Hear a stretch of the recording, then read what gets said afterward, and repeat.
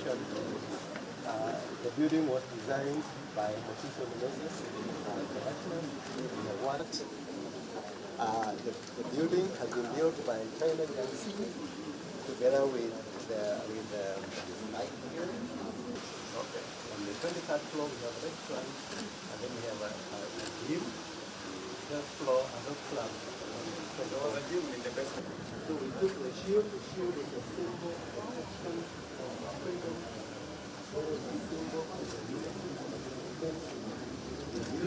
The Parliament Library was established way back in 1910, and its aim was to cater for information needs for the members of Legislative Council, what used to call LEGICO. Your Excellency, the library has about 50,000 documents. That is in line with the Parliamentary Service Commission Strategic Plan 2019-2030, because we want... Just touch it. Yes. Again, touch it.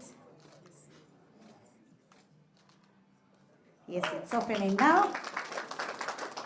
Okay, now let us go to National Assembly, and we want to see what we have in our system. That is in our answer at National Assembly.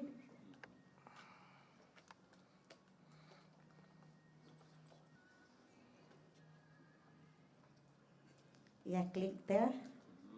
Yes. Mr. Speaker,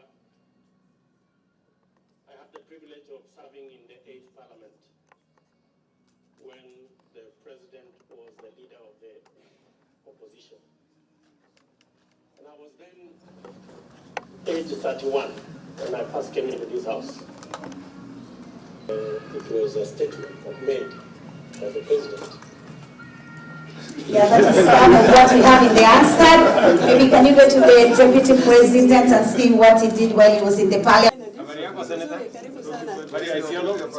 Hello, how are you? So this is an ideal reception for Fatu. This is your office? Yes. Congratulations. Yes. Yes. Hi. What are you doing?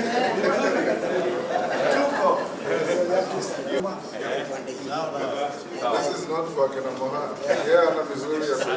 You are? Sorry.